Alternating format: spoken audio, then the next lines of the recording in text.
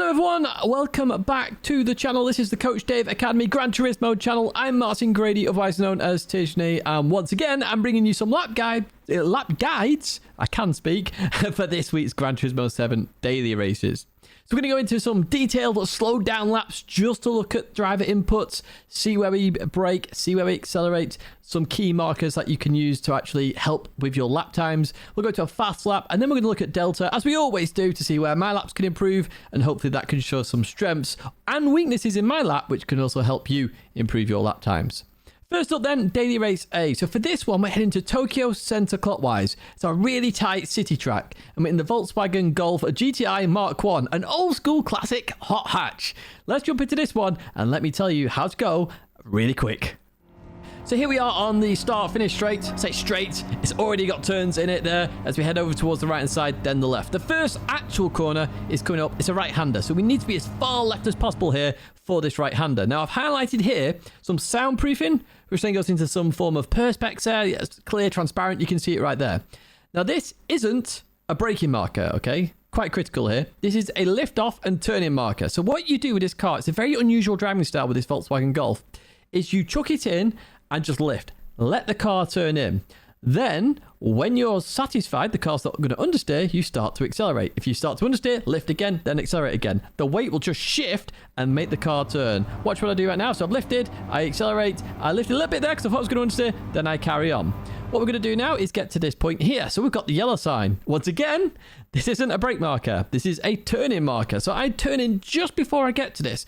Now this corner, do not lift. You do not need to lift for this corner. This is basically turn the car in, and you're really turning this. You're turning the wheel like 90 degrees just to get the car turned in, to really tuck the weight.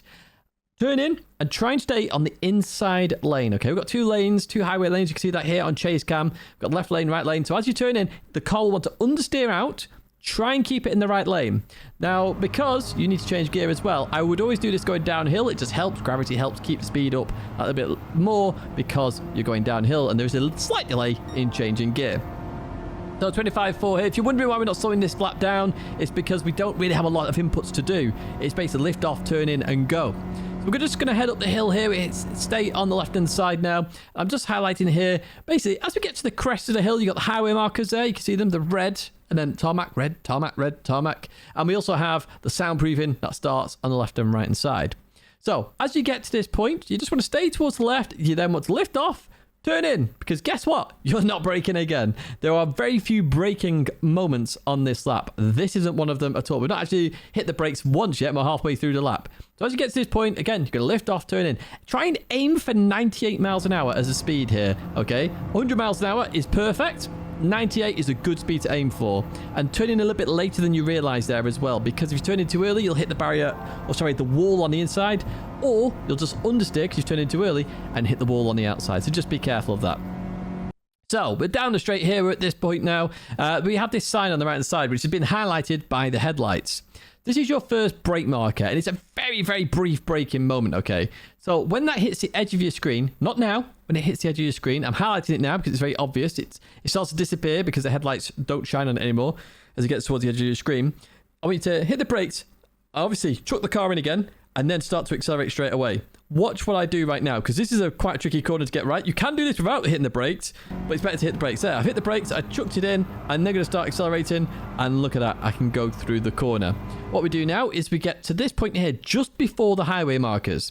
This isn't a brake marker, you're just lifting and turning in. Now for this one, because you're going uphill, you're going to scrub off a lot more speed. So when you chuck the car in, obviously friction is slowing the car down, because the tyres are just doing so much work, it just scrubs the speed.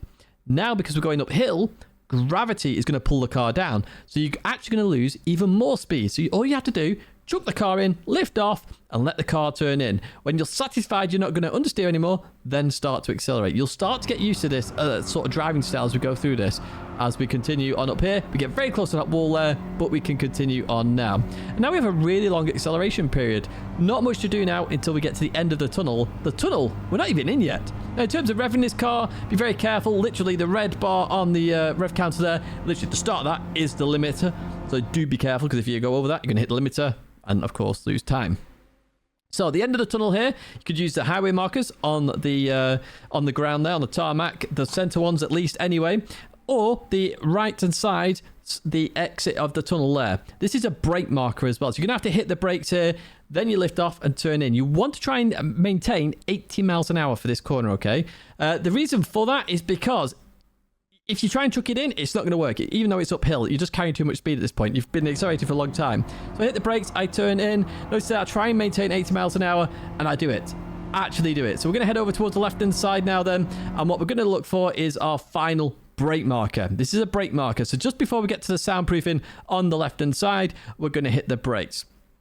So we're going to hit the brakes, and then we're just going to let the car roll into the corner, okay? Let the car roll into it, and we're just going to keep rolling. And there's going to be one more marker to pick out here. One more marker, okay. You can see our chase cam, very obvious as well. You can see how far left we are as well. Look how close we are to that curb on the left-hand side. So we're going to hit the brakes right now. We're going to turn in and let the car roll. It's rolling, rolling, rolling, rolling, rolling. I wanted to get on the throttle there. You may have seen that. But I've been looking for this yellow sign. This is the best accelerating marker on this circuit. They're on all the corners, to be honest with you. So if you can pick them out on individual corners, happy days indeed. But I'm looking for these markers. When I see them, I'm looking to start accelerating. That's what I do. I stay in fourth gear as well to reduce any understeer. Third gear will just generate that little bit of understeer. So let's go on to a flying lap then. That was a 1:42.3. Still plenty of time in my lap. We continue through here. We head over towards the left-hand side. End of the soundproofing on the left. We chuck the car in and lift off. Look at that chuck in, and then we can start accelerating. Look for 90 miles an hour there if you want to. On the left-hand side, the yellow sign, turn in just before we get to that. Really chuck it in. Try and stay in the right-hand side lane. Look how hard I'm trying to stay in that right-hand side lane. Then I change gear now, just as we get to the bottom of that hill. So we've done sector 1. We can breathe a little bit now as we head up here. And remember, this is the long right-hander. This is one of the trickier ones because it's very easy to just turn in a bit too early or turn in a bit too late.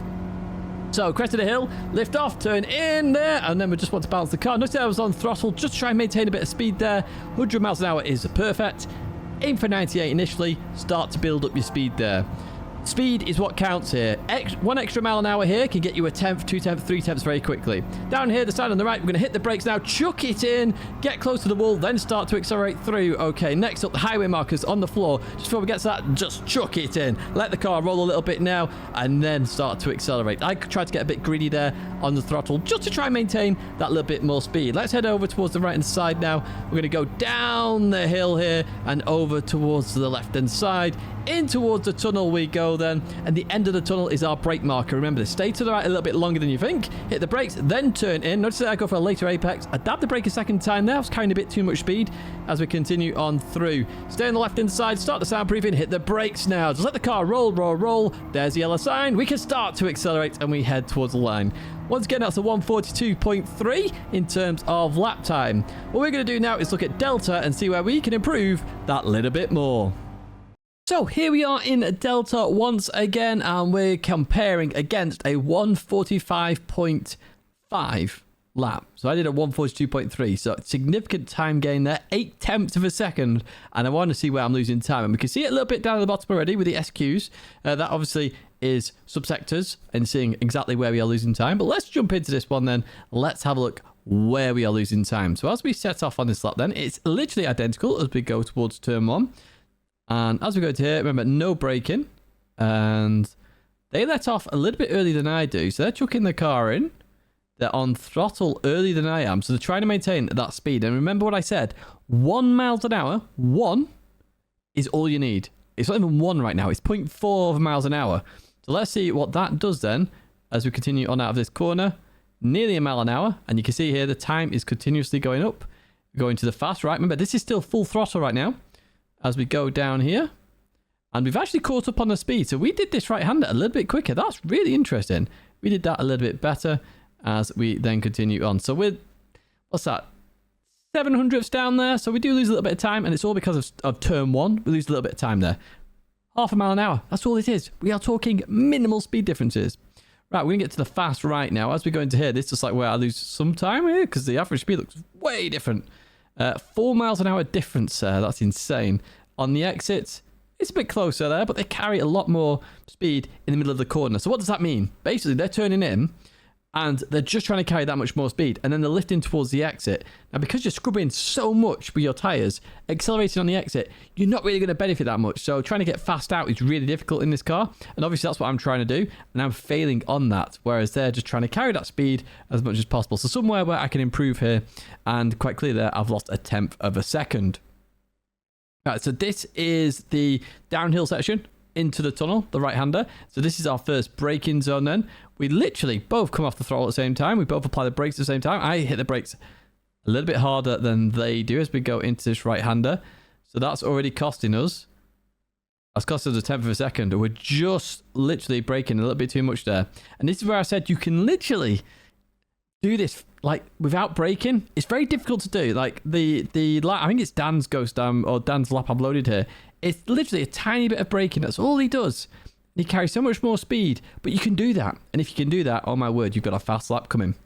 Sorry, I just had to sneeze there. So yeah, as we get to this point here, so we're nearly under 3/10, but by the end of this, we're losing time all the way up the hill. Now remember, it's uphill in a slow car. Every mile an hour counts. We're literally nearly, well, it's 1.5 miles an hour down. We're going to lose time all the way up here, and it's significant. So that corner in the tunnel, the right-hander uphill, very critical to get right. Just make sure you don't hit the brakes. That is really big thing there, because none of us hit the brakes here. And you see that he just carries that a little bit more speed. A little bit more speed then carries all this time. Look at that. It's nearly 1/10.5. I lose there. That's the corner I need to focus on. And I'd say that is the corner you need to focus on there as well, because it's uphill. Uphill, long acceleration period, big area to lose time on. But we're still 4 temps to find. So this last sector is going to be critical as well. Let's look at this one then. So this is the left-hander as we go into here. As we go through there, we lose another 1/10.5 there in that corner. So looking at this then, we go on the brakes first. They're off the brakes quicker. I dab on brakes again there. We're still down on speed. We're just not carrying enough speed. They're just chucking it in more, and they're just getting more speed out of the car. And as we go into this final one, we're going to lose another 1/10.5 there on that final corner. So what we've noticed here on most of the lap, it's all about carrying that speed. Even the very first corner, 0.5 mile an hour difference, we lose nearly 1/10 of a second. You can see there, just carrying that a little bit more speed, just applying a little bit of throttle, just to maintain that speed, very critical to daily race A. And we can see here why and how that impacts it in terms of getting the result. I'd say the big corner for me, where I would like to improve myself, and one where I'd advise you to as well, is just in the tunnel. So you have the downhill right into the tunnel, then the uphill right coming out the tunnel. This uphill, I think, is where I can gain a lot of time there, just by carrying that little bit more speed and making sure I'm carrying the maximum speed up the hill. That's going to be it now for Daily Race A. What we're going to do now is jump to Daily Race B, where we're going to a track which has one of my favourite corners, Dragon Trail Gardens, and we're in Group 4 machinery. Here we are then, going down the start, finish straight, +5 brake balance in the Mazda Atenza Group 4 car. That's the car I'm using here at Dragon Trail Gardens. Now, for turn 1, we've already hit it right here. The black sign just after that leaves the screen is going to be your brake marker. You can also use the last tree on the left-hand side. It's like I'm giving directions here, but literally, as that hits the edge of your screen, you can use that as well. Now, what I want you to do is trail brake. So you're going to trail brake a little bit and make sure the car starts to turn in. Now, your goal is to make sure your left tyres get to the top of the curb on the inside, okay? You need to make sure they get there. The better they get there, the quicker you do this corner, full stop. Watch this then. So I hit the brakes, I'm trail braking, I release the brakes. I go on the brakes again, release the brakes. I'm trying to get the car turned in. There we go. My tyres are on the left-hand side, but also, look what happens. As I get to that point, I have an accelerator marker. The marshals in the distance. They are really good accelerator markers. I don't use them personally. I'm highlighting them because I have used them in the past. I didn't this time. My main focus was making sure I hit this curb right here. If you hit this curb, you're going to make it round absolutely fine, but you can carry a lot of speed. As you can see here, 104 miles an hour was my apex speed in the middle of this corner. So that's what I'm doing right now, right? So I'm going to continue on through there, keep it flat out, keep turning there, make sure you start straightening up the wheel then as you head towards the exit, just to make sure you stay on the curb though. Now we're going to stay towards the right-hand side. Now what our next brake markers are, we've got the start of the curb and there's the end of the orange barrier there on the right-hand side. These are your next brake markers. You can use either of these as well. You can just use the 100 board. You can just see the corner of it there in the top right-hand side. So I want you to hit the brakes. I want you to stay in a straight line for a little bit. I don't want you to cut the inside of the curb coming up, because if you actually like get your left tires hitting the curb again just before you come off it, you'll bounce all over the place. It's not very nice. You just want to touch the curb and go around. That's the goal here. You're trying to maximize the angle for the chicane. So hard on the brakes, we start to release the brakes, then we turn in. We're trying to get as far left as possible. What we're going to do, accelerate, then just going to dab the brakes a little bit and let the car come into the corner. Try and straddle the sausage as best as you can. Accelerate more. We're going to go up to third gear as we go to the left. Again, look at the sausage there. We're trying to make sure it's in the center of the car. Wasn't quite there, but it didn't impact me too much. If you do hit the sausage square on, unfortunately, you're going to go bouncy, bouncy, bouncy, bouncy, off. Or spin off, because it can also do that in the Atenza. It's very weird with its weight transfer. Next up then, we're going to head down towards the hairpin here at Dragon Trail Gardens. Now, I want you to draw your attention to the right hand side. We've got all these trees. It starts to open up. And look at this. We've got the small tree, then this tree right here that I've highlighted right now. As that tree hits the edge of your screen, so it's about to hit it right now, it's literally one frame off, I want you to hit the brakes, and I want you to come down the gears. Now, I use first gear for this one. Potentially, you could just use second gear. You'll have to have a play with it. I found first gear just allowed me to rotate the car a little bit when I started to accelerate. But I want you to brake in a straight line all the way down to your preferred gear here for this corner. So you're following this curb, following the white line all the way down. As you get towards your preferred gear, you're going to start to release the brakes a little bit, okay? You'll go to about 50% braking potentially there, and then it will start to release the brakes a bit more. First gear now, release the brakes completely, accelerate, and then go up to second gear. Notice that I accelerated in first gear. That's to get the initial rotation. Then I went up to second gear. Then we can continue on through the corner. We exit out of this corner then. We've got a little bit of kink to the right. Don't have to worry about that too much. We just follow it around. Then we head over towards the left-hand side. We're going to cut a lot of the curb on the inside here. Make sure our left tires do not touch the curb again. That way, we only get a small bounce, not a big bounce. And we have a maximum angle of attack now for the right. These S's are all linked, so you need to make sure you get this bit right. So just before I get to the grass and the sand, or alternatively the arm coat and the tyres on the left hand side, I'm just going to dab the brakes. And I'm basically trying to get the car turned in. Similar to the previous corner, I don't want to get my right tyres over the curb to then come back on them. If you get your tyres over the curb, make sure they stay over the curb until the curb ends. Very difficult to do on this particular one, easier to do on the last one, but just keep that in mind. If you're on the curb, you should be absolutely fine. That's what I'm actually aiming to do here. So as we go through here, look at that. We absolutely nail that. We then are on the far right-hand side of the circuit for the left, which is where we want to be. It's all about car placement for these S's.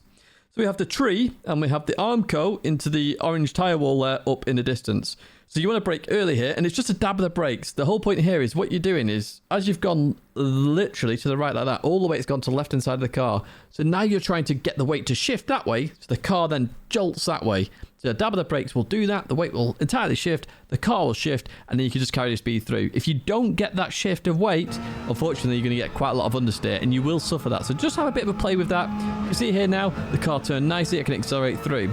Don't worry about the car bottoming out on this curb. The Atenza can handle it very well indeed, so you can run over that curb if you need to. We're going to head now to my favourite corner here at Dragon Trail Gardens, and arguably one of my favourites in Gran Turismo 7. The quadruple apex corner, or it could be a quadruple. You don't necessarily do it this time. So this dark patch, first of all, this is your brake marker. Now, I'm actually going to do this in the wrong gear initially. It just didn't change down for me for some reason. I then had to change down in the middle of the corner. It was wrong. It's a third gear corner here, so just keep that in mind when I go into this. I lost a tenth and a half easy in this corner. So as we come in, what we're looking for is to hit the first curb, okay? We're aiming towards this first curb. I should have dropped third gear by now. I haven't. We clip the first curb. We trail brake a little bit more, release the brakes. I then want to start accelerating. I should be in third. You missed that apex there. So you missed the second one. I want you to hit the third one, and I want you to hit the fourth one. But don't go over them. Remember, just clip them. As long as you do a hit, miss, hit, hit, I think that is the best line for that corner. Hands down, best line. And that's what I aim to do each and every time. We can continue now towards the final corner then, which is the hairpin here at Dragon Trail Gardens. And we've got some very obvious brake markers here. So we've got the end of the orange painted barrier you can use a little bit early in my opinion, for this Mazda Atenza. What I recommend is the 100 board. Brake as the 100 board hits the mirror at the top of your screen. If you're using bumper cam, obviously adjust it accordingly for bonnet. But the 100 board, very good brake marker. Now, because it's a hairpin, it's a bit of a squared off hairpin as well. You can see it on the mini-map there. You want to hit both apexes. It's a double apex one, so it's sort of like a U shape that you're planning to do. So you're going to hit the brakes, but you're going to aim to hit the first curb. And that's what I'm going to try and do here. Notice I started to try and turn. I released the brakes to make sure I get towards that curb. I'm still trail braking right now. We're heading towards the outside of the circuit. I release the brakes and then instantly go on full throttle because the Atenza rotates. It rotates with revs as well. Try not to mount that curb too much. It can force a bounce. I had a couple of laps which were amazing, but ruined by that final curb, so you do have to be careful. But we can continue towards the line now. That's 39.0. That really should be a 38.8 without that mistake that I did on the quadruple apex corner. Let's go to fast lap then, the dark side of the last tree on the left. We're going to trail brake. Make sure you get on the curb. There we go. We can start to accelerate. Use the marshals as an accelerating marker if you need to. Average pace barrier will start the curb on the right side. There it is. We're going to hit the brake. Stay right. Then come across, clip the curb. Accelerate a little bit. Dab the brakes. Go to the right. Straddle the sausage as best as you can. Up to third gear. Straddle the sausage again. Just be careful of any bounces as we continue on through. We can now head down towards the hairpin. Remember, our focus needs to be on the right-hand side here. There's loads of trees. It starts to open up. We have a small tree and then a big tree. Where is it? There it is. Small, big. Hit the brakes. We're going to drop down to first gear here. Maybe you want to go to second. We're going to accelerate. Just get rotation. Then up to second gear and continue on out the corner. This T10 loves to be revved, by the way. 7,500 revs, if you're wondering. Over towards left-hand side then. We do cut this a little bit. We're trying to reduce the bounce. Over towards left-hand side. Before that change in grass to sand, we then hit the brakes to turn right. Tree or the barrier change, we then brake and go towards the left-hand side. You can straddle the curb if you need to. Down the hill we go. Before the dark patch, we're going to hit the brakes. Make sure you drop to third gear. Hit the first apex. Miss the second one and then hit the third and the fourth one. Don't go over them, just hit them and you'll be absolutely fine. Accelerate through the corner now and head towards the final corner, the hairpin. Remember, we've got the orange painted barrier, the end of it on the right side, and the 100 board. I want you to use the 100 board here as we approach it now. As it hits the mirror, you want to hit the brakes. Start to release the brakes, clip the first curb. If you can, I just miss it there. Get it turned, start to accelerate straight away. Be very aggressive on the throttle in this attempt. So that's one of the key tips I can give you for this car. It's all about aggression. It feels like it'll understeer, but just maximize the revs, the car will rotate, and you'll be absolutely fine. Let's jump to Delta then, and let's see where I can improve. So I've loaded the fastest Atenza lap that I could get hold of at the moment, which was a 1:38.895. Obviously, that compares against my 0.067, so not a massive difference, 10th and a half in it. Potentially, it's the corner I said about the quadruple apex, because I reckon I lost a 10th and a half to 2 tenths there by being in the wrong gear, because I just didn't get the acceleration I needed, and that obviously goes all the way down the second back straight here. Let's find out though. We're going to quickly go through this lap then. So we head towards turn number 1, and as we go through this corner, we're going to go through it, and we're about even there. So we start 200ths down, we end even. Actually, we do it a tiny bit better, to be honest with you. And again, make sure you just touch that curb and you'll be absolutely fine. Right, this is where it gets interesting, I imagine. So on the brakes we go, into the left, then the right of the chicane. Oop, let's follow it through, and we're up. We're about even still, so we haven't really lost any time there at all, to be honest with you. I do the chicane very well, in my opinion. But my PB is actually quicker than this one as well. So we're going to go in towards the hairpin then. Do I lose time here as we go through that? Yeah, so the hairpin, I'm losing a bit of time. Now, what happens here then? So I'm on the brakes earlier. So as we come down here, the speed, we get to the middle of the corner. And there is second gear, I'm in first. So dropping down to first has actually cost me a little bit of time there. I wanted rotation with the acceleration, but the engine braking has slowed me down a bit too much. So arguably, I probably need to stay in second there. So a 10th of a second to be found there as well. So arguably, maybe I'm looking at a 0.7 if I get the perfect lap. Who knows? Right, let's continue on then as we head through the left-hander, which I cut a little bit there, and into the right. We lose a little bit of time on the right. Is there any particular reason? Just like carrying enough speed there, so something to improve in towards the left. And arguably, we don't actually lose that much. Yes, we lose a little bit initially, but we get it back on the second one there. And I did say in the lap guide they are linked, so no, I'm not losing any time there at all, actually. Right, let's head down here. So this is where I believe I'm going to lose a lot of time because I'm in the wrong gear. So we're going to hit the brakes about the same time. They've already dropped to third gear, which is what I said you should do. So you're going to clip the first apex. Go out here and notice there we're down 2 tenths already there. So as we come into this point, we've lost a 10th of a second straight off the bat, and then we're going to lose time all the way down here surely in terms of speed, and there it is. We lost a little bit more time there on acceleration. It starts to come together then, of course, because of the hitting the wall situation. Obviously, the faster you go, the thicker the wall, harder to actually progress in terms of speed, so the gaps close up. So we're 2 tenths down at that point, which makes perfect sense. It really does. So I did lose a 10th and a half there in terms of time, or just under a 10th and a half. So I reckon there's still time in their lap. So I would say it's 2 tenths I lost there. So definitely some time to improve. We're going to go into the final corner then as we go through here. And we do that a little bit better. We get the exit done a little bit better there. Happy days indeed. You can see that. We're 0.3 3 miles an hour faster in terms of the exit. So we'll gain that time back towards the line, and that is where the difference is. So the key point I get from this one really is the hairpin. So it's your choice, first or second gear. It looks like second gear is a little bit better because you can carry a little bit more speed. And that's what I take from this one. So Delta, once again, give me all the good information. So that's going to be it for Daily Race B then. Let's jump to Daily Race C, where we're heading to Laguna Seca, and we are in Group 3 machinery. Here we are at Laguna Seca, and I'm in the Porsche 911 GT3R. Arguably not the quickest car at Laguna Seca. It's very much one of the strongest, but it's also one of the most stable ones, which is why I've chosen it. +5 brake balance as well in this car, and we've already hit the turn 1 brake marker here, the 3 board or the white line on the right side. I'm braking just before I get to that. Now, like I discussed on the previous lap guide, if you've watched the Dragon Trail Garden one, this is very much a similar U-shaped hairpin. Rather than being the last turn, it's the first turn. So what I want you to do here is I want you to clip the first curb, go out a little bit, get the car rotated, and then come in to the second part. Okay, that's the goal here anyway. So let's watch me do this now. So down to third gear, down to second, down to first gear. There we go. We start to release the brakes. The car's now rolling. The car rotates. We short shift to second gear, and that's just to get some stability on the exit. You don't necessarily have to go to second gear. You can do it in first, but you will suffer some power oversteer. We continue now to this point here where we have the 2 board and the sand into gravel on the left hand side. So you can use either of these brake markers. Now when you hit the brakes in the Porsche especially, what you'll find when you drop a gear is the car will want to rotate, so just be careful of that. It may actually be better for you stability wise to hit the brakes first, release the brakes and then drop a gear just to have some stability there if you are struggling. Otherwise, just do as you do normally, hit the brakes, drop a gear, get the car turned in. And that's exactly what we're going to do right now. So we hit the brakes, we start to release the brakes, we get the car turned in. Avoid the sausage on the inside, then start to accelerate when you hit the curb. Use all the curb on the exit. Just try not to go onto the dirt there. That can really spin you off to the right hand side.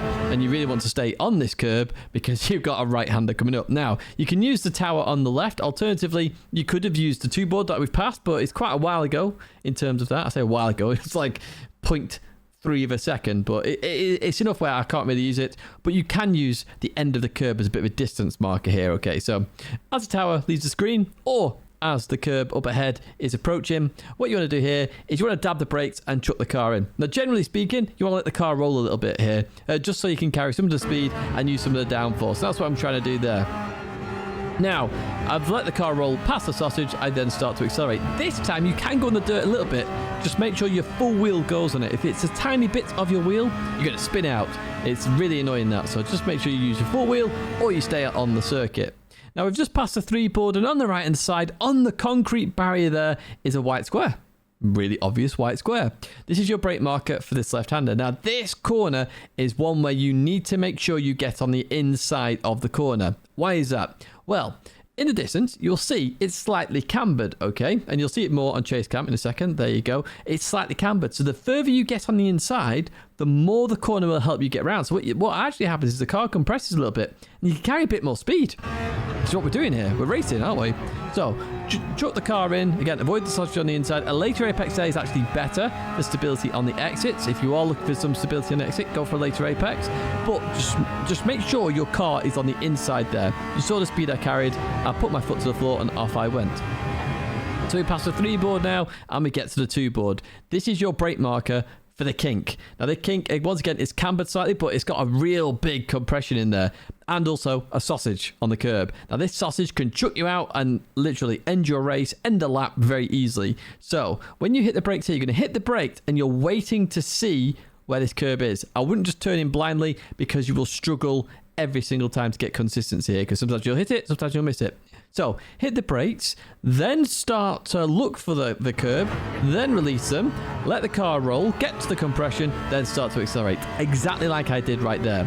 If you're trying to be aggressive too soon, what's going to happen here? The front's going to lift, you start to understeer, you hit the compression, you will just understeer off, and then that's the end of your lap. Now we're going to head towards the infamous corkscrew then. So there's 2 brake markers here you can use. On the right, we have got the pickup. I recommend using this one, to be honest with you. Very obvious, very clear. And you're aiming to where I've actually highlighted the other brake marker here, the 3 board or the line. Now, if you brake at it, you're already going off into the gravel. So you need to brake before it. It's a distance marker essentially, but you can try and brake a little bit closer if you want to. If you want to be cautious, use that pickup on the right hand side. Really obvious, really clear pickup, and it's got a marshal in front of it as well, so it really is obvious. You want to brake in a straight line. Now, basically, because you're braking uphill, obviously, that's going to reduce your braking zone in terms of your distance. If you try and brake on the hill, guess what? That increases substantially. Now, as we go through the corkscrew, just lift off as you get to that part there. The reason for that is because if you're full throttle, what happens is you'll get some wheel spin because the car's just a little bit all over the place. So if you just lift off a little bit, 75% throttle, you shouldn't get wheel spin, and the car's still accelerating forward. Remember, you're going downhill as well, so it's effectively like being 100%. So we've already started turning left here. We've got a tree on the left-hand side. This is either a lift-off marker or a dab the brake and let the car roll marker. Now, the reason why I say that is because it depends on the car you use. If you're not using this, using the BRZ can take this corner so much quicker than the Porsche. It's unbelievable how fast that car can take this corner. And that really is just like a lift-off, let the car turn in. So I just dab the brakes a little bit. I want to clip the curb on the inside, again, avoiding that sausage. I can then go full throttle and then head over to the left-hand side as quick as possible. We then get to this point here, so we've got two markers here. We've got the tower on the left-hand side, and we also have the start of the curb. I use the start of the curb here, the red and white, should I say, rather than the start of the curb, because that's a bit further back. So the red and white curb in here is what I use. Now, similar to the corner in Sector 2, the left, where it's cambered, this is cambered going right. So guess what you want to do? You want to get on the inside of this corner, and that way you can carry more speed, the car compresses in, and you carry more speed through the corner, therefore get a quicker lap time. That's the goal here. So you don't want to brake too late for this corner either, because you'll just completely miss all the camber. So we get on the inside here, and we could still save or get a bit more time there, because we did not get close to the sausage. However, we did stay on the circuit there as we head over towards the right-hand side, and we approach our final two brake markers. So we've got the end of the building on the left-hand side, and we've got the 3 board on the right. Now, it's once the end of the building disappears in the Porsche 911, or very close to the 3 board, which is why I've highlighted both of them here. I always use the end of the building. I just find it more obvious and very clear. I don't know why. I just use the building, so I recommend the building, to be honest with you. I want you to brake in a straight line. Now, as you get towards the end of the braking phase, you should be in first gear in reality. You'll start to release the brakes, and then you can turn in. Now, just be careful of the sausage on the inside. You really want to sort of square this corner off, really, just to straighten up the car and accelerate out of the corner. And that's what I'm going to try and do right here then. As we accelerate out of the corner, we're going to head towards the line. That's going to be a 121.2. So we're going to put that to full speed now then.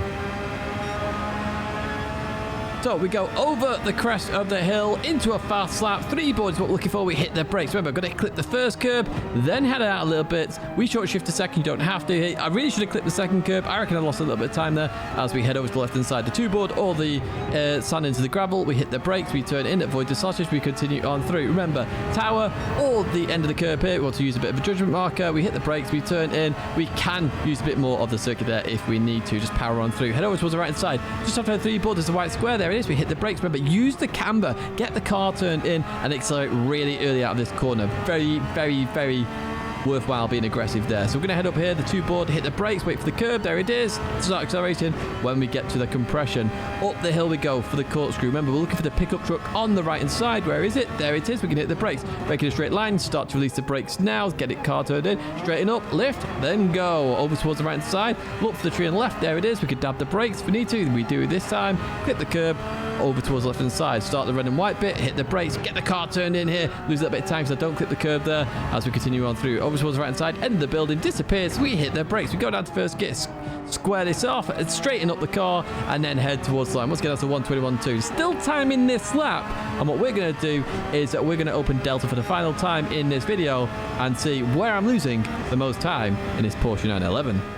So, I've loaded one of the fastest laps on the leaderboard in the Porsche 911 at GT3R. I think it's one of the fastest laps on the leaderboard, just full stop. It's a 120.7, so half a second quicker than mine. Now, I didn't spend too much time on my lap this morning, just because I knew I needed to focus on some of the other laps, because that's where some of the significant time gains are. Laguna Seca is very close, and multiple choice of cars. However, I still need to improve on my time. This is what we're going to do. So let's have a look at Delta then. So we're going to head down towards turn 1. So it says we're a little bit up here as we go through, or got to turn 1. As we leave, we lost out. So what happens here then? So I go on the brakes earlier than the driver I am racing against. So I'm already down on speed there. So I'm losing all this time in the braking zone. Okay, now do they continue braking?